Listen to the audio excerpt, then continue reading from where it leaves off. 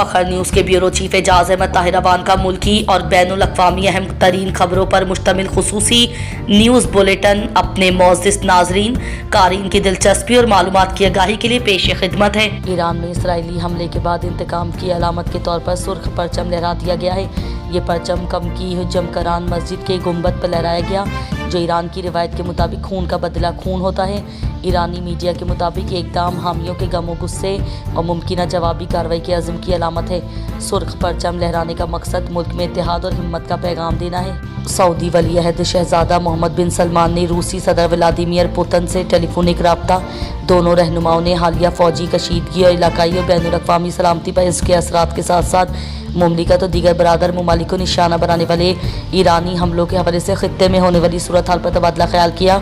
Saudi वली अहद को 2 phone calls भी मौसूल हुई, एक भारतीय वज़ीर-ए-आज़म नरेंद्र मोदी की और दूसरी स्विस सदर गाय परमिलियन की। उन्होंने खित्ते में होने वाली सूरत हाल और खित्ते में सलामती और इस्तेहकाम के लिए ख़तरा बनने वाले फ़ौजी कार्रवाई के इजाफे पर तबादला ख्याल किया। वफाकी वज़ीर दिफा ख्वाजा मोहम्मद आसिफ ने मुस्लिम ममालिक से इसराइल से सिफारती ताल्लुकात ख़त्म करने का मुतालबा किया है। उन्होंने कहा कि मुस्लिम दुनिया में जहाँ जहाँ इसराइल से ताल्लुकात हैं मुनक़ते किए जाएँ। ख्वाजा आसिफ ने कहा कि इसराइल के हाथ मुसलमानों के खून से रंगे हुए हैं, इस हाथ को झटक देना चाहिए। उन्होंने मज़ीद कहा कि अगर आज मुस्लिम दुनिया मुत्तहद ना हुई तो सबकी बारी आ जाएगी।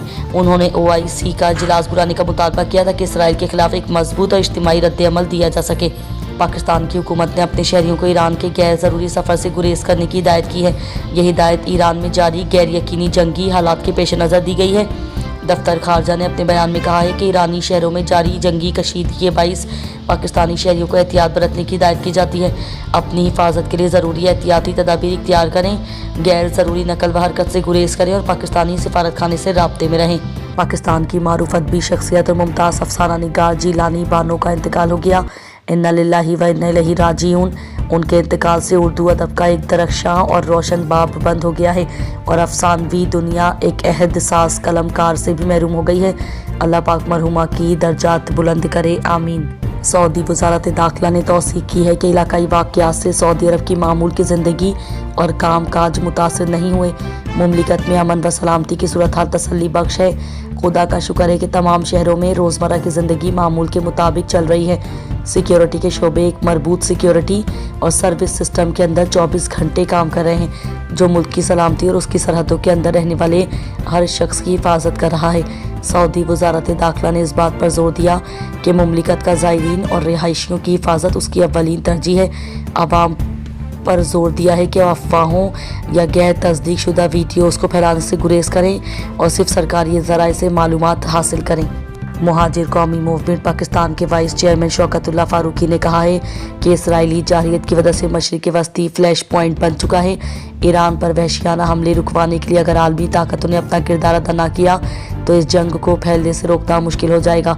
मरीर में दावत इफ्तार के बाद गुफ्तगू करते हुए शौकतुल्लाह फारूकी ने कहा कि ईरान की सूरत हाल इंतहाई दिलखराश और ख़तरनाक है।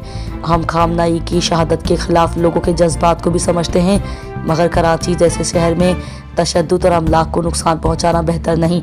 शौकतुल्लाह फारूकी ने कहा कि गुज़िश्ता रोज़ के एहतजाज में 10 अफराद का जानों से जाना तकलीफ दे है।